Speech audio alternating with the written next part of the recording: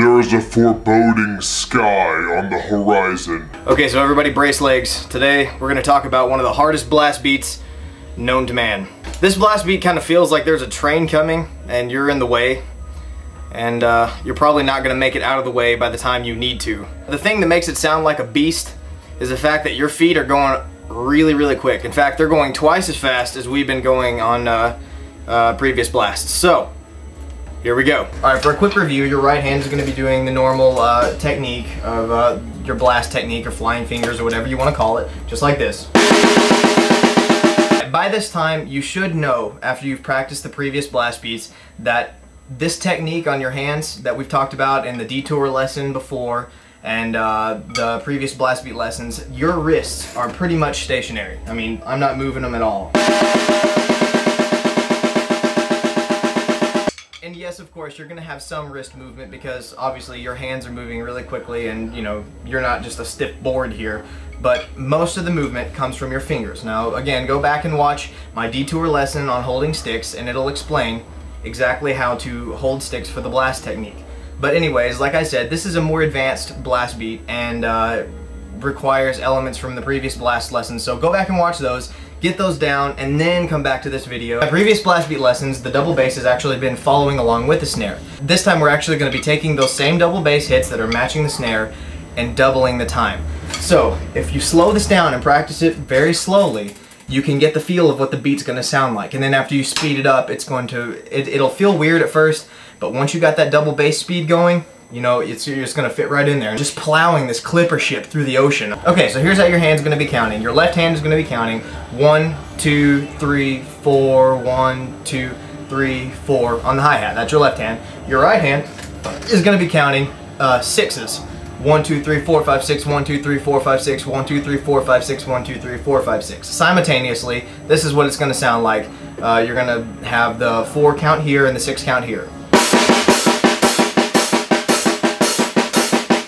This left hand is actually going to be what keeps your time for you, and that's what I do. I kind of pull myself along with this hand because it's kind of like a driving metronome for me. So I've got this metronome going. Over here I've got my sixes, and now here's where the hard parts comes in. In previous blasts that we've been working on, the double bass is following the snare like this.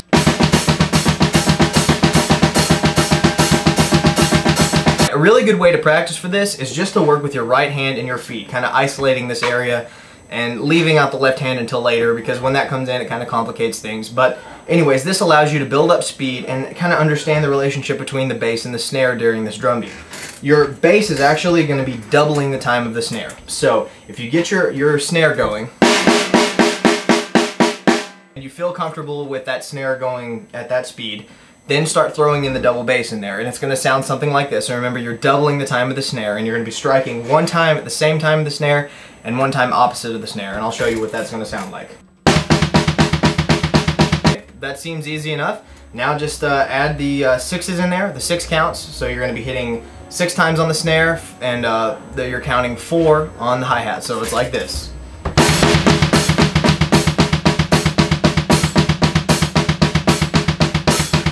Now, believe it or not, that was the easy part.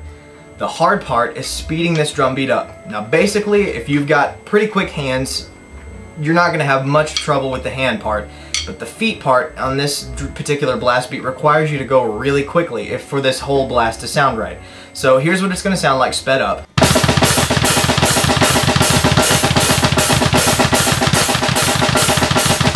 So notice my feet are moving a whole lot faster than before. That's just something that's going to come with time. You really can't practice for this overnight. This is one of those things where you might want to just sit down at your desk or wherever you're at school and just go left, right, left, right, left, right. I play heels up. I don't believe in playing heels down. I know I get a lot of questions about that. I do not play heels down, ever. And even with the slide technique, it requires me to play heels up. I feel like you get more power and more speed that way. So when you're watching this and you're seeing the speed, the high speeds on the double bass down there, I'm playing heels up. Hey, thanks a lot for watching, guys. I really appreciate it. You guys are awesome, and I know you can do this. Just keep practicing. If you've got any questions, feel free to ask. You know how I work. I will answer very quickly. But anyways, yeah, hang in there. Start slow, work fast, play heels up.